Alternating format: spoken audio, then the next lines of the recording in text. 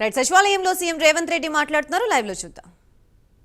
అన్న ఆలోచనతో నూతనంగా ఒక యాప్ తీసుకొచ్చి ఆర్టిఫిషియల్ ఇంటెలిజెన్స్ ద్వారా ప్రతి స్థాయిలో, పునాది స్థాయిలో, గోడల స్థాయిలో, స్లాబ్ స్థాయిలో, ఇల్లు పూర్తి చేసుకునే స్థాయిలో, ప్రతి స్థాయిలో సాంకేతిక నైపుణ్యంతో ఈ ఇళ్ల నిర్మాణ కార్యక్రమాన్ని చేపట్టడమే కాకుండా గతంలో చంద్రశేఖరరావు గారు గత ప్రభుత్వం రద్దు చేసిన హౌసింగ్ శాఖను పునరుద్ధరించడమే కాకుండా పూర్తి స్థాయిలో సిబ్బందిని నియమించి క్షేత్ర స్థాయిలో పరిశీలన చేసుకుంటూ పర్యవేక్షణలో ఈ కార్యక్రమాన్ని ముందుకు తీసుకెళ్లాలని చెప్పి ఈరోజు ప్రభుత్వం నిర్ణయం తీసుకొని యాప్ని ఈరోజు రిలీజ్ చేయడమే కాకుండా విధి విధానాలను కూడా సరళీకృతం చేసి, ఎందుకంటే ఎక్కడైనా ఎవరైనా ఆర్థిక ఏదైనా అప్పు సప్పు చేసి కుటుంబంలో ఇద్దరో ముగ్గురు ఉంటే ఇంకా కొంచెం మంచిగా కట్టుకోవాలనుకున్నప్పుడు వాళ్ళకు వెసులుబాటు, ఇంటి స్థలం ఒకవేళ ఉంటే ప్రభుత్వం ఇచ్చే సంక్షేమ పథకంతో పాటు వాళ్ళు అదనంగా ఒక గది నిర్మించుకున్నా కూడా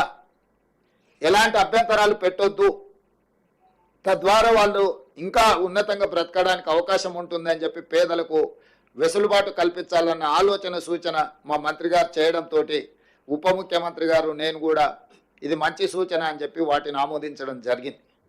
లేకపోతే ఈ నిబంధనలు పెడితే కింది స్థాయిలో తప్పిదం జరగడానికి కూడా కొంత అవకాశం ఉంటుంది. సో తప్పిదాలు జరగకుండా ఉండడానికి పేదలకు ఏది మేలు జరుగుతుందో, పేదలకు న్యాయం చేయడానికి అవసరమైన అన్ని నిర్ణయాలు పారదర్శకంగా తీసుకోవాలనేది మా ప్రభుత్వం యొక్క ఆలోచన.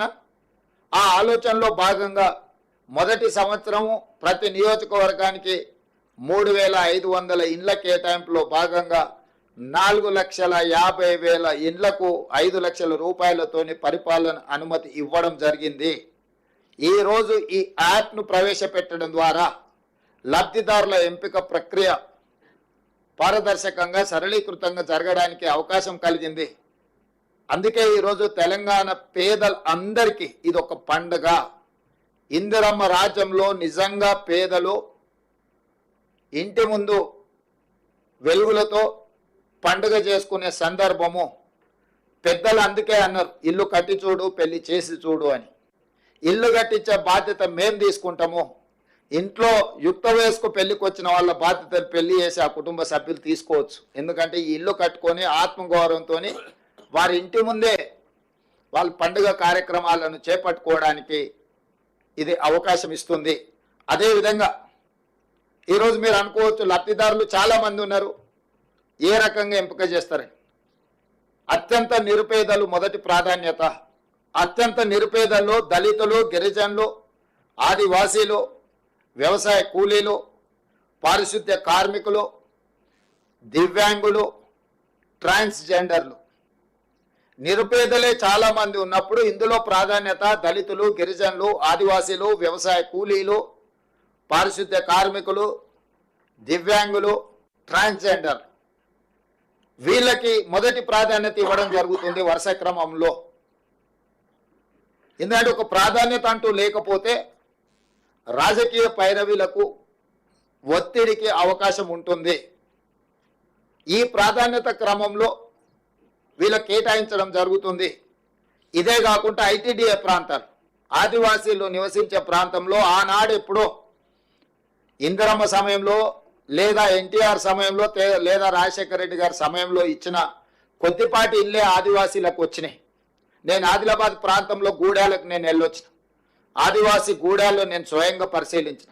మా పట్టి విక్రమార్క గారు ఆదిలాబాద్ నుంచి ఖమ్మం వరకు పాదయాత్ర చేసినప్పుడు ఆదివాసీలు వచ్చి నిజమైన అర్హులము, ఇందిరమ్మ రాజ్యంలో లబ్ధి పొందాల్సింది మేము, అడవులలో ఆది మానవులలాగా ఇంకా ఎంతకాలం బ్రతకాలి, మా పట్ల మీరు కనికరం చూపించాలి, ఇందిరమ్మ ఉంటే మాకు బాధ తప్పేది, కానీ ఇందిరమ్మ వారసులుగా ఈరోజు మీరు పరిపాలనలోకి వస్తామంటున్నారు, మీరు మీ బాధ్యత నెరవేర్చండి అని చెప్పి ఆదివాసీలు, ఆదివాసీ సంఘాలకు సంబంధించిన వాళ్ళు మాకు గుర్తు చేయడం జరిగింది.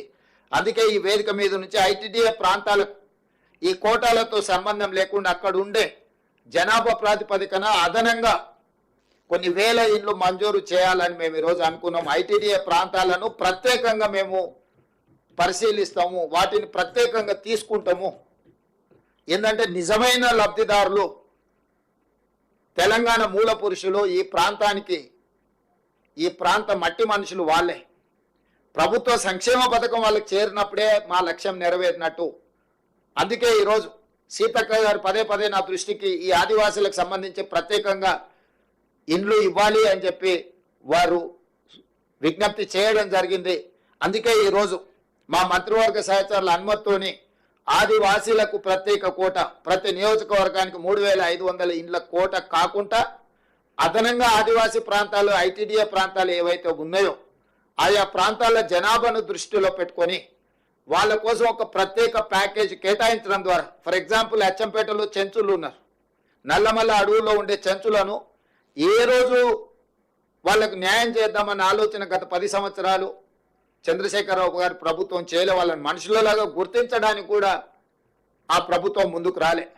మరి అలాంటి వాళ్లకు న్యాయం చేయాలి, అలాంటి వాళ్లకు ఇందిరమ్మ రాజ్యంలో మేలు జరగాలి అన్న ఆలోచనతోటి గోండులు ఆదివాసులు ఆదిలాబాద్ జిల్లాలో మీకు తెలుసు ఇంద్రవెల్లి కాల్పుల్లో చనిపోయిన కుటుంబాలకు నేనే స్వయంగా అక్కడికి వెళ్ళి వాళ్ళకందరికీ ఇందిరమ్మ ఇళ్ళ పట్టాలు ఇచ్చి వాళ్ళకు నిధులు ఇచ్చినము. ప్రత్యేకంగా వాళ్ళ గూడాలను అభివృద్ధి చేయడానికి ఆ రోజు మాట ఇచ్చొచ్చినము. అది ఖమ్మం భద్రాచలం కావచ్చు, లేదా ఉట్నూరు ప్రాంతం కావచ్చు, ఎన్ని ఐటీడీఏ ప్రాంతాలు ఉన్నాయో ఐటీడీఏ ప్రాంతాలను ప్రత్యేక